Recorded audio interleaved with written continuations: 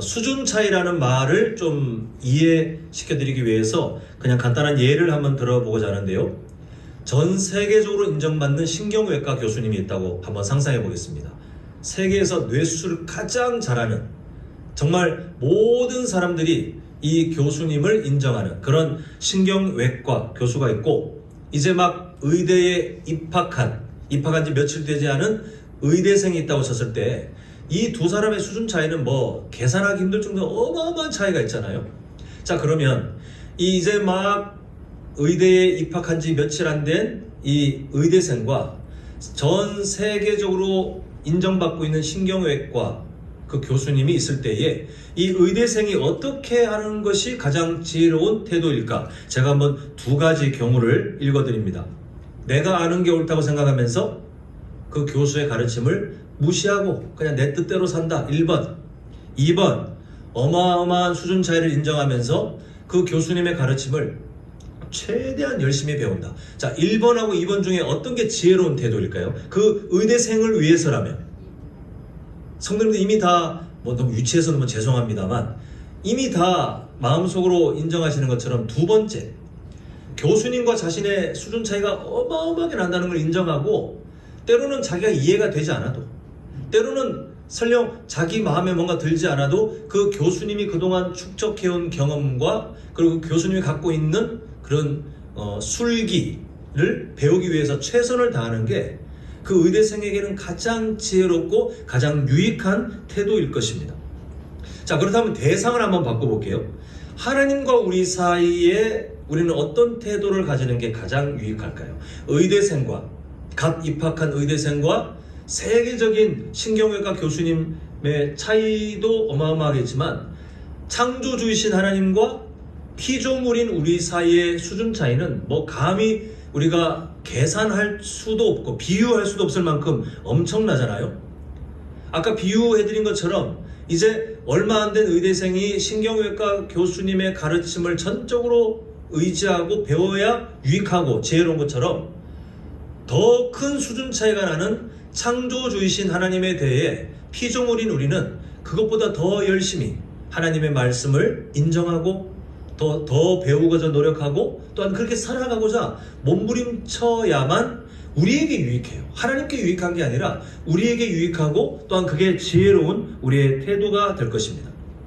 정리하자면 우리가 정말 사모하는 영적 성장은요, 어디에서 출발하냐 하면 어마어마한 수준 차이가 나는 그 하나님과, 창조주이신 하나님과 우리 사이의 그 관계, 하나님께서 우리와 같지 않고 우리와 정말 비교할 수 없을 만큼 월등히 전능하시고 지혜로우신 또 신실하신 하나님이심을 우리가 인정하는 그 수준 차이를 온전하게 인정하는 데서부터 우리의 영적 성장이 출발하게 됩니다. 우리는 할 수 있는 한 하나님의 마음과 맞지 않는 걸 찾아내서 없애야 되고요. 할 수 있는 한 하나님의 마음이 우리에게 가르치시는 방향에 우리는 최대한 순종하며 그 방향을 향해 우리가 살아가는 것이 우리에게 가장 유익합니다. 오늘 그런 이해를 가지고 약속의 땅에 대해 우리가 하나님과 우리 사이의 수준 차이가 날 때 우리의 생각보다 약속의 땅에 대해 하나님께서 우리에게 가르치시는 그 말씀, 그 마음을 우리가 알아가는 것이 우리에게는 유익하잖아요. 오늘 계속해서 약속의 땅의 그 의미에 대해서 함께 살펴보면서 우리의 마음이 하나님의 마음과 일치해가는 그런 회복이 일어나기를 간절히 소망합니다. 자, 먼저 첫 번째 제목을 함께 읽겠습니다. 시작! 하나님의 약속은 소유가 아닌 통치를 향해 있습니다. 자, 창세기를 보면요, 큰 핵심 주제가 두 가지가 있는데, 하나는 민족에 대한 약속, 또 하나는 땅에 대한 약속을 하나님께서 그 아브라함부터 해서 계속 약속을 주시는 것을 보게 됩니다. 그런데 약속의 성취 과정을 보니까 인간적으로 보기에 너무 더뎌요.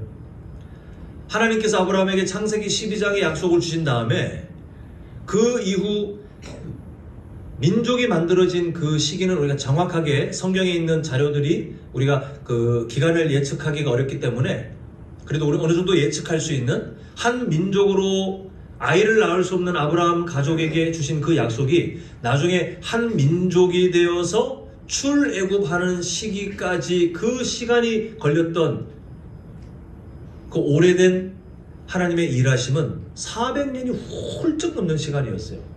땅은 더해요. 여호수아 시대에 하나님께서 이 땅을 약속의 땅으로 주었다고 하면서 성취되는 그때는 하나님께서 말씀하신 때보다 800년이나 훌쩍 지난, 훨씬 지나는 그 긴 기간이 걸려야 했습니다.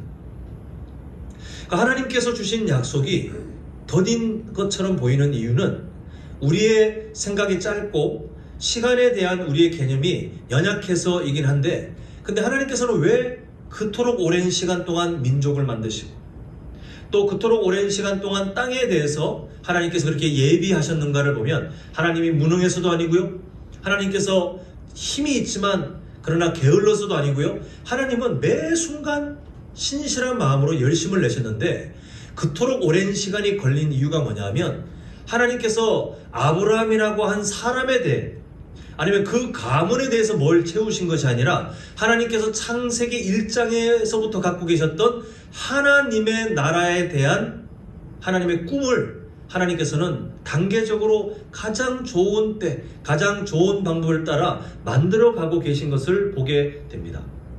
나라를 이루는 것은 세 가지 요소잖아요. 주권, 국민, 그리고 영토가 있어야 국가가 되는데, 하나님께서는 아이를 낳을 수 없는 아브라함에게 약속을 주신 다음에 시간이 흘러 한 민족이 될 때까지 역사하셔서 그 불가능을 이루신 다음에 국민을 만들어 주셨어요.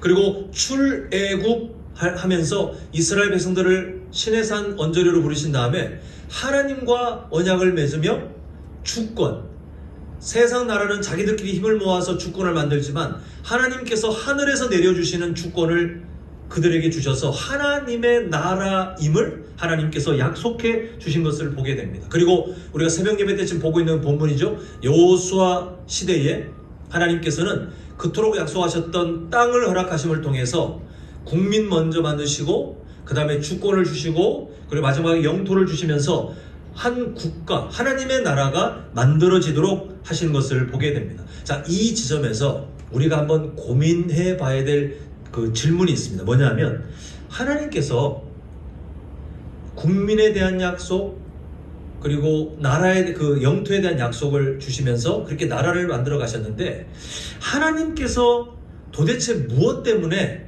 그 백성들에게 약속을 주셨는가 하는 것입니다. 근데 사실 하나님께서 약속을 주신 목적은 매우 간단하고 명확하거든요. 자, 제가 화면에 한번 보시면 두 가지 경우가 있는데, 이 둘 중에 뭐가 맞을까요? 하나님께서 이스라엘 백성들에 약속을 주신 이유가 땅이 없는 그들에게, 자, 내가 가나안 땅을 내가 대신 너희들에게 약속하고 땅을 주겠다, 부동산의 은혜를 주시려고 하신 걸까요? 아니면 그들을 통해 그들이 사는 그 곳이 어디든 간에 상관없이 그들을 통해 하나님의 통치를 나타내시려고 약속을 주셨을까요? 이미 예상하시는 것처럼 두 번째가 하나님께서 약속을 주신 목적입니다. 하나님께서 이스라엘 백성들에게 약속을 주신 그것, 잘 이해해야 될 것이, 이스라엘 백성들이 땅에 정착하겠다고 해서, 되었다고 해서 이 땅을 자신의 소유처럼 마음껏 내 마음대로 좌지우지할 수 있는 것이 아니라, 우리 지금 여호수아서를 새벽에 보고 있지만 하나님이 그냥 사명으로 주셨어요. 너희들 재산이다, 너희들 거다, 너희들 명이다, 이렇게 하는 것이 아니라 하나님께서는 아주 엄하게 그 땅을 하나님의 사명으로 허락하셔서 마음대로 팔 수도 없어요. 그냥 그곳이 어떤 곳이든 하나님이 주신 땅이면 그냥 살아가야 했는데, 그렇게 해서 이스라엘 백성들을 통해 하나님은 이 죄로 물든 세상 가운데 하나님의 통치를 나타내고자 하셨습니다. 그러나 안타깝게도 이러하신 하나님의 목적이 뭔지를 충분히 배웠음에도 이 이스라엘 백성들의 지난 역사를 보니까 약속의 땅을 자신의 소유물로 착각했어요. 자기들이 소유하고 자기들이 마음대로 할 수 있는 것으로 착각하는 순간 어떤 일이 일어나냐 하면, 하나님의 통치를 나타내야 될 하나님의 나라가 세상 나라보다 더 추악한 죄를 드러내는 범죄하는 나라, 타락한 나라로 변질되게 되는 것을 우리가 이미 구약 성경을 통해서 자주 보았습니다. 사랑하는 성도 여러분, 이 영적 원리는 우리에게 동일해요. 우리가 지금 몇 주간에 걸쳐 계속 보고 있는 이 진리대로 약속의 땅, 지금 현재 우리가 살고 있는 이 생활 속에서 하나님이 우리에게 주신 약속의 땅은 성도가 살아가는 일상이라고 말씀드렸잖아요. 사명지예요.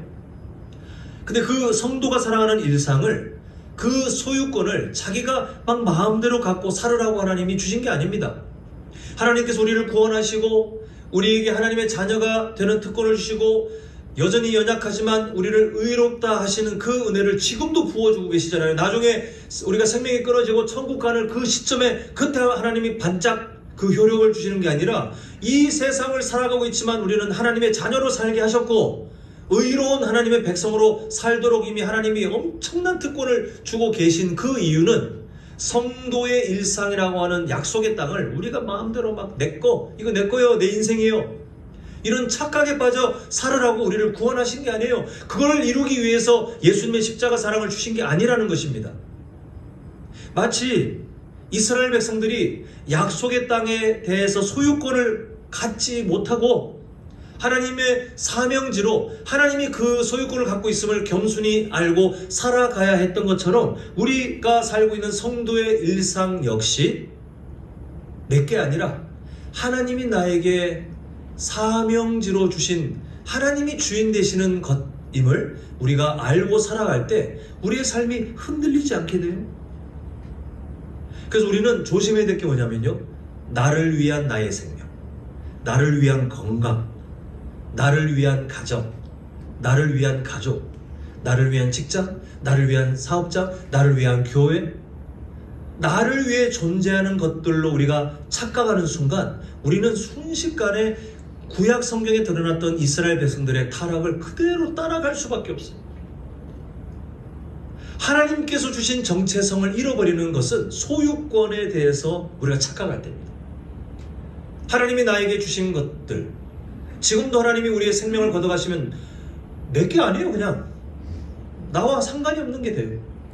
그럼에도 우리가 아주 많은 순간 마치 내 것처럼 내 인생을 생각하고 마치 나를 위해 존재하는 사람들, 나를 위해 존재하는 교회, 나를 위해 존재하는 이렇게 다 나를 중심으로 생각하는, 소유권이 나에게 있다고 생각하는 그 착각에 우리가 자주 빠질 때가 있기 때문에 우리는 오늘 이스라엘 백성들을 반면 교사로 삼아서 약속의 땅은 소유가 아니라, 그 하나님의 약속은 우리에게 뭔가 소유하게 하려고 주신 것이 아니라 하나님의 통치를 나타내고자 주시는 사명지구나. 하나님의 약속은, 성경 곳곳에 우리를 향한 하나님의 그 약속은 우리를 채워주고 그게 아니라 우리를 통해 하나님의 통치를 나타내시고자 하는 하나님의 계획 속에 그 일들이 일어나는구나를 우리가 분명히 아는 것이 지혜로운 성도의 모습이겠습니다. 자, 이제 두 번째 제목을 함께 읽겠습니다. 시작.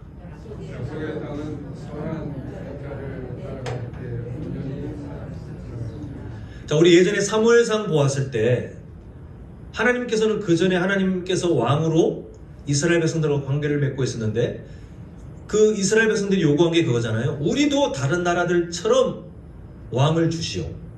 결국 눈에 안 보이는 하나님에 대한 실증, 하나님을 존중해야 될 사람들이 하나님을 실증을 내기 시작했어요. 우리도 다른 나라들처럼 눈에 보이는 그 왕이 세워지면 좀 더 행복할 거라는 착각에 빠져서 그렇게 하나님 앞에 패역한 짓을 했을 때에 사무엘이 진짜 마음이 무너지면서 너희도 그러지 말라라고 하지만 하나님께서 그들 소원대로 해주라, 경고를 주시지만 바란 대로 해줘라, 그렇게 하시잖아요.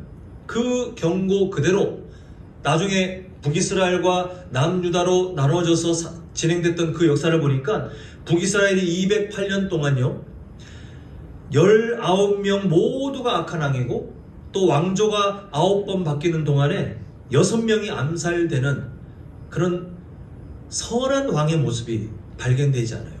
남유다는 조금 낫다고 하지만 거기서 거기에요. 20명 중에 8명만 선한 왕인데 그마저도 하나님 앞에 온전한 개혁을 완성할 수 없었던 그런 연약한 모습들이 구약 성경에 드러납니다. 결국 결론이 뭐냐 하면 인간 왕은 선한 목자가 될 수 없다. 하나님 대신 충분히 자기들은 행복할 거라고 요구하고 하나님을 던져버리고 인간 왕을 달라고 했지만 결론이 뭐냐면 인간 왕은 선한 목자가 될 수 없다라는 진리가 드러났습니다. 우리가 다시 읽지는 않겠지만 오늘 우리가 읽은 본문은요, 에스겔 34장 23절 24절 또 그 뒤에 이어지는 31절까지의 내용이 뭐냐 하면 선한 목자, 다윗으로 예표되는 선한 목자가 통치할 그 나라, 그 통치가 온전하게 세워질 그 때를 미리 말씀하고 계시는데, 그렇게 예표된 그분이 바로 성도님들께서 이미 알고 계시는 예수 그리스도이십니다. 결국 이 세상의 사람 왕은 절대로 선한 목자의 삶, 선한 왕으로 백성들을 통치할 수 없으나 예수님께서는 선한 목자, 선한 왕으로 우리 삶을 통치하고 다스리시는 가장 좋은 분이 되실 거라는 그런 약속이 오늘 본문에 나와 있는 거예요. 결국 질문이 뭐냐 하면 약속의 땅, 성도의 일상이라는 이 약속의 땅을 살아갈 때 누구를 왕으로 섬길 것인지, 누구를 왕으로 섬기며 살 것인지에 대한 질문에 대해서 하나님께서 정답을 미리 말씀해 주시기를 예수 그리스도, 예수님을 유일한 왕, 목자로 따라갈 때 우리가 그 약속의 땅에서 온전하게 살아갈 수 있는 힘을 누리게 된다는 것입니다. 오늘 본문이 현재 우리가 살고 있는 우리의 삶에 대해 그런 질문을 던진다고 했잖아요. 마치 과거 이스라엘 백성들이 보였던 태도처럼 우리는 눈에 안 보이는 하나님 필요 없고 눈에 보이는 뭔가가 필요해, 왕이 필요해, 그렇게 했던 것처럼 우리가 이 세상을 예수님 믿는 사람으로 살아가면 또 교회를 출석하면서도 여전히 다른 왕을 찾는 사람들, 돈이라는 눈에 보이는 왕, 사람들의 인정, 세상의 성공, 또 눈에 보이는 그 어떤 것들, 세상에서 달콤해 보이는 그 어떤 가짜 왕들을 하나님 대신 섬기면서, 그런데 성도의 일상에서 자신은 약속의 땅을 살고 있는 마치 성도인 것처럼 착각하잖아요. 그러면 결국 과거 이스라엘 백성들의 삶을 통해 우리가 보는 것처럼 실패할 수밖에 없어요.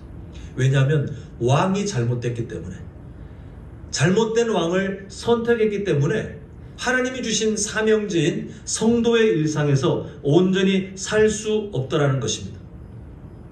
하나님께서는 오늘 우리에게 유일한 왕, 우리가 선택할 때 그 어떤 고민도 할 필요가 없는 선한 왕, 선한 목자 되신 예수님을 우리에게 예표하시면서 그 예수님께서는 목자와 양의 비유로 봤을 때 양의 털을 빼앗아서 자기가 마음대로 하는 그런 왕도 아니고 대신 우리에게 의로움의 옷을 입혀주시는 왕 되시고, 또 그 우리의 선한 왕 되신 예수님은 우리 것을 빼앗아 가시는 분이 아니라 오히려 우리에게 자신의 생명을 내어 던지며 우리를 하나님의 자녀로 삼아주시는 그런 선한 왕으로 우리에게 설명하고 있습니다.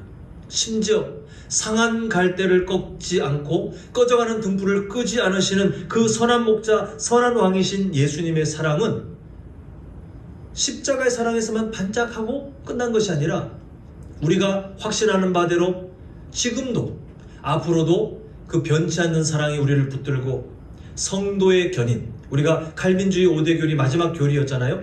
성도의 견인, 성도로서 견디고 인내해야 되는데 알고 보니 그게 내가 하는 게 아니고 결국은 하나님이 붙드시더라.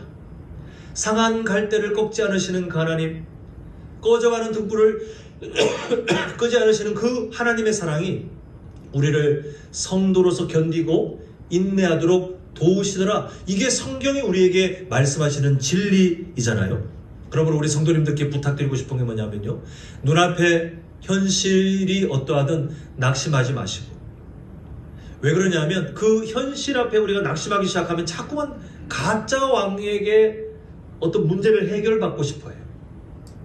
그 현실이 돈의 문제라면 돈이라는 왕을 찾고요, 그 어떤 현실이 관계의 문제라면 사람의 인정을 받고 싶은 그런 가짜 왕을 우리는 찾아가기 때문에 눈앞의 현실에 낙심하지 말고 오히려 우리의 마음을 세상의 헛된 왕에게서 돌려 우리의 유일한 선한 왕, 선한 목자 되시는 예수 그리스도께서 내 삶을 온전히 주관하시도록 우리가 겸손히 그분 앞에 엎드리는 삶을 살아가야 우리는 지금 화면에 보이는 그 영적 교훈처럼 약속의 땅, 성도의 일상을 우리는 약속의 땅으로 받았는데 온전히 살 수 있는 힘을 그분께로부터 얻을 수 있어요.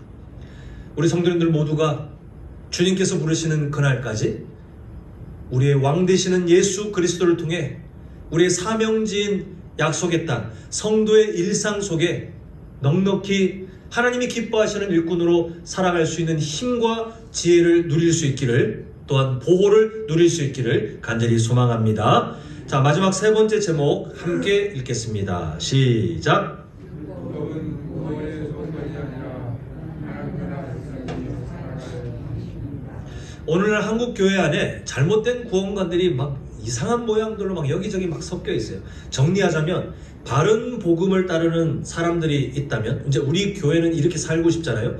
바른 복음을 따르는 사람들이 있다면 양극단이 존재하는데, 한 극단은 뭐냐 하면 우리가 예전에 갈라디아서를 통해서 경계하며 보았던 율법을 지켜야, 예수님 믿어도 율법을 지켜야, 뭘 해야, 뭐 전통을 따라야, 회개를 열심히 해야, 뭘 해야 구원 받을 수 있다, 구원을 뺏기지 않는다라고 믿는 그 율법주의. 또 한쪽의 극단은 뭐냐면 구원파 같은 사람들, 이제 구원 받았으니 회개할 필요 없고 그냥 마음 편하게 살면 된다, 이런 사람들. 교회 안에 이런 사람들이 섞여 있어요. 바른 복음을 따르는 사람, 율법주의, 율법으로 구원을 지킨다는 사람, 그리고 구원을 받았으니 이제 마음껏 살면 된다고 하는 사람. 성도님들은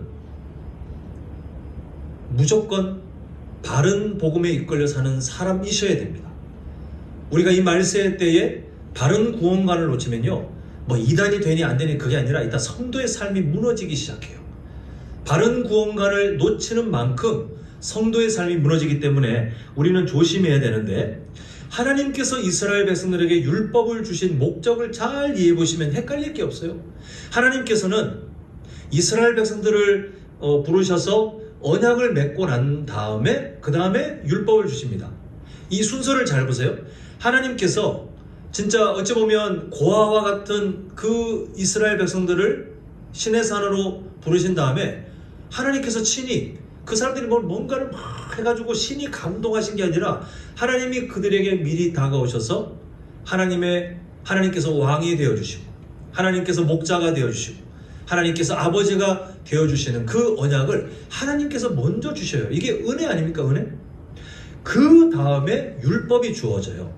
이 순서가 이렇게 바뀌어지면 율법이 먼저 주어져서 이걸 지켜야 내가 너희들에게 언약을 누릴 수 있는, 나의 은혜를 누릴 수 있게 할게 라고 한다면 이게 율법주의, 뭘 해서 구원을 얻는다, 이게 되지만 이 순서가 그렇게 되어 있지 않다니까요. 하나님의 은혜를 먼저 주시고 그 다음에 율법을 주신 이유가 뭐냐 하면 하나님의 나라가 어떻게 살아가야 할지 그 방식을 알려주시는 게 바로 율법의 의미예요. 근데 이스라엘 백성들이 나중에 처음에는 막 열심히 그걸 지키려고 했지만 나중에 이 의미가 바뀌어져 가지고 자신들의 의를 드러낼 수도 없지만 의를 드러내는 도구, 그리고 하나님이 그렇게 하신 적이 없지만 마치 그게 구원을 이루고 선민이냐 아니냐를 결정짓는 그런 구원의 근거로 착각하면서 예수님 시대까지, 심지어 예수님께서 제자들을 두시고 초대교회가 또 생겨나서 그런 중에도 계속해서 그런 헛된 믿음을 갖고 있었잖아요. 하나님께서 자신들이 그렇게 신뢰하는 모세오경의 율법을 왜 주셨는지 그 순서와 하나님께서 어떻게 그 율법을 주시게 되었는지에 대한 과정들을 전혀 깨닫지 못하고 그냥 자기들 마음대로 자의적으로 해석한 그 잘못이 그렇게 잘못된 구원관까지 흘러가는 것을 우리가 보게 됩니다. 하나님 나라는 하나님의 백성들이 하나님의 통치를 나타내는 도구인데 어떻게 살 것인가를 하나님이 알려주셔야 되잖아요. 그게 율법이에요. 그렇게 살아야 하나님 나라의 일원으로 나의 통치를 이 세상 속에 나타낼 것이다 라고 하나님께서 살아갈 삶의 방향을 알려주신 것이 십계명, 그리고 더 구체적으로는 레위기의 내용들입니다. 신약 성경도 마찬가지예요. 구원의 조건은 의로움이거든요. 구원의 조건은 의로움인데, 사람은 무슨 수를 쓴다 한들 죄의 문제가 있는 한, 그 연약함이 있는 한 의롭게 될 수 없기 때문에 하나님께서 내린 특단의 조치는 하나님이 그 의로움의 근거가 되셔서 예수님이 십자가에 달려 죄인들 대신 의로움을 만드신 다음에 그 예수님을 구원자로 믿으면, 그 믿음조차도 하나님의 선물이긴 하지만 믿으면 그 사람에게 의로움을 선물로 덧입혀주시는 순간, 그게 구원이에요. 나중에 천국 가는 것이 구원이 아니라 지금 이 땅을 살고 있지만 이미 내가 하나님께서 주시는 구원의 계획 속에 예수님의 십자가 사랑을 믿을 수 있게 되어서 그 약속대로 내가 하나님으로부터 의로움을 받는 게, 이미 받은 것이 구원이거든요. 의롭게 된 것이 구원인데, 하나님이 주신 말씀은 의롭게 된 사람들이 그러면 이 세상에 어떻게 살 것인가? 어떻게 해야 의롭게 된 우리의 삶을 통해 이 세상 속에 하나님의 통치를 보일 것인가? 신약의 가르침도 똑같아요. 그러면 어떻게 살 것인가에 대한 하나님의 말씀들이 우리의 삶의 방향들을 알려주는 가이드 역할을 하는 것이지, 그 말씀이 우리가 순종함을 통해서, 그 말씀의 순종함을 통해서 내가 구원을 획득하고, 내가 그 말씀을 열심히 지키지 않으면 구원을 빼앗기고, 이거는 율법주의예요. 그리고 이미 구원받았으니 말씀 그렇게 순종할 필요 없어, 회개할 필요도 없고 그냥 편하게 어차피 구원을 획득했으니, 이거는 하나님께서 이루신 구원을 가볍게 여기는 그런 면이 되는 것입니다. 그 오늘날 이 말세 때에 우리가 정말 준비해야 될 것이 뭐냐 하면, 바른 구원에 대한 믿음의 그 확신, 구원에 대한 확신도 중요하지만 이제는 한 단계 더 나아가야 돼요. 뭐냐면 구원에 대한 증거를 우리 삶을 통해 우리는 증명해내야 됩니다. 만약 예수님을 믿어서 의롭게 되었다고 스스로 믿고 있지만 실제 삶은 하나님의 마음과 전혀 다른 쪽으로 살아가면서 어떤 양심의 찔림도 없다? 그건 좀 의심해 봐야 되지 않겠어요? 반대로 정말 하나님께서 선택하셔서 구원한 사람이 맞잖아요. 그러면 그 사람도 완벽하진 않죠. 연약하여 하나님의 마음에서 벗어난 어떤 선택들을 하겠죠, 일상 속에. 그게 우리가 성도로 살고 있지만 여전히 해결되지 못한 죄의 습관이라고 부를 수 있겠습니다. 그러면 그 죄를 지었을 때에 그 사람이 예수님을 믿고 있고 구원받은 사람이 맞지만 하나님의 마음에서 벗어난 삶을 선택했는데, 과연 그 사람이 이 삶을 계속 유지할 수 있는가? 구원받은 사람이 맞다면 하나님의 마음에서 벗어난 그 삶을 계속 양심의 찔림도 없이 유지하며 마음 편하게 살 수 있는가? 못 살아요. 그렇게 되지 않게 하시려고 하나님께서 예수님 믿는 사람에게 성령님을 보내주셨거든요. 그렇게 못 살아요. 연약하여 그 죄의 습관과 싸우는 시간이 좀 길게 될 수는 있겠지만 어때? 이렇게 살면 되지. 이렇게 마음에 스스로 허용하며 사는 것은 불가능하게 되어 있어요. 지금 눈에 지금 보고 계시는 저 내용, 율법은 구원의 조건이 아니라는 것. 대신 하나님의 나라의 일원인 하나님의 백성들이, 성도들이 이 세상 속에 어떻게 살아갈까를 드러내는 방식이 바로 하나님의 율법, 그 말씀인데, 우리는 구원받은 사람이 맞다면 하나님의 말씀을 왜 못 지켜요? 이렇게 지적할 것이 아니라, 하나님의 말씀을 따라 살아가야 되는데, 예전에 여러 번 말씀드렸지만 우리의 신앙생활은 방향성이라고 말씀드렸잖아요. 그 부분을 말씀드리는 거예요. 바른 구원과는 방향성을 아는 사람들입니다. 지키지도 못할 어떤 수준을 정해놓고 서로 정죄하고 자기도 낙심하고, 그게 아니라 우리는 여전히 연약하지만 나무가 땅에 심겨져서 점점 자라가고 있는, 아직 열매를 맺지 않았지만 그 나무가 사과나무면 사과나무예요.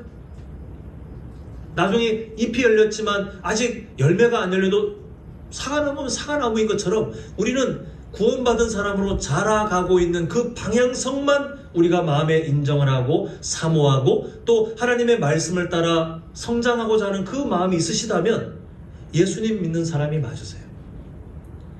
저는 우리 모두가 하나님께서 우리에게 약속의 땅인 성도의 일상을 주셨는데 우리 모두가 그런 삶으로 하루하루를 몸부림치셨으면 좋겠습니다.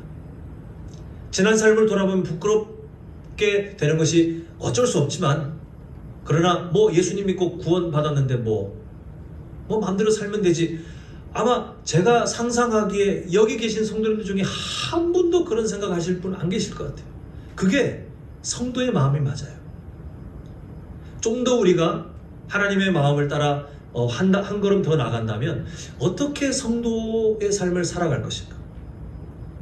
내가 하나님의 나라 일원으로 하나님의 통치를 이 세상에 드러내는 그런 통로로 내 삶이 약속의 땅으로 하나님께 허락받아 있는 그 소유가 될 게 아니라 하나님이 나의 사명지로 너 나의 통치를 나타내라, 이런 하나님의 사명을 담아 우리에게 약속의 땅인 성도의 일상을 주셨는데 내가 어떻게 살아갈 것인가? 이 삶의 고민은 하나님의 말씀으로 풀 수밖에 없잖아요. 그냥 내 느낌을 따라 이렇게 살면 되겠지? 이거는 자기가 우상이죠. 자기가 주인이죠. 늘 하나님의 말씀을 매일 마주하며 하나님 이렇게 살려고요? 살아가라고요? 알겠습니다. 그게 순종이죠. 저는 성도님들께서 말씀을 더 가까이 하셨으면 좋겠고 그 한 방법으로 우리 교회가 하고 있는 매일 큐티로 개인 묵상으로 훈련하고 있는 그 본문들을 가까이 하셨으면, 그 질문들을 가까이 하셨으면 하는 정말 간절한 소망이 늘 있습니다. 이제 말씀을 맺겠습니다. 우리는 약속의 땅을 복으로 받은 것이 아니라 사명으로 받았다는 오늘 진리를 마주하면서 함께 세 가지 영적 교훈을 살펴보았는데 우리 마음에 다시 한번 새기는 마음으로 우리 제목들을 이어서 한번 쭉 이어서 읽어보도록 하겠습니다. 자, 시작. 하나님의 약속은 소유가 아닌 무엇을 향해 있어요? 통치. 하나님께서 나에게 약속을 주시는데 그것은 나에게 뭔가를 그냥 소유하라고 주신 게 아니라 하나님의 통치를 나타내도록 하나님이 도우시는 거구나. 그런 이해를 가지셨으면 좋겠습니다. 자, 또 두 번째, 시작. 약속의 땅은 선한 목자를 따라갈 때 온전히 살아갈 수 있습니다. 어떤 왕을 선택할 것인가? 예수님 믿지만 헛된 왕을 선택할 수 있기 때문에 그게 아니라 우리의 유일한 왕 되시는 예수님께 우리가 겸손히 무릎 꿇고 그래야 약속의 땅인 이 성도의 일상 속에 우리는 온전히 살아갈 수 있다. 함께 보았습니다. 자, 마지막 시작. 율법은 구원의 조건이 아니라 하나님 나라 백성이 살아갈 방식입니다. 이거는 예전에 우리가 함께 여러 번 보았지만 그냥 복습하는 차원에서 오늘 쭉 설명드렸는데 바른 구원과는 구원의 은혜를 감사하며 그날 살아가는 거예요.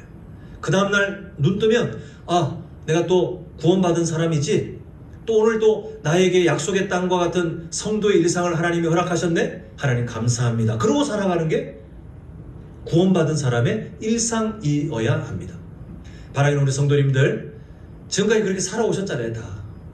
지금 제가 말로 이렇게 설명하고 정리할 뿐 성도님들께서 이미 하나님께서 부르신 그 목적을 따라 그렇게 사모하고 또 그렇게 서로 도전받고 그렇게 우리가 공동체로 살아오고 계신 줄 믿습니다. 바라기는 우리 성도님들의 남은 일생이 약속의 땅을 소유하는 것이 아니라 하나님의 통치를 나타내는 사명지임을 온전히 아셔서 하나님께서 뜻하신 바 우리 성도님들의 삶을 통해 하나님의 뜻이 온전히 나타날 수 있기를, 그렇게 귀하게 사용받을 수 있기를 간절히 축원합니다.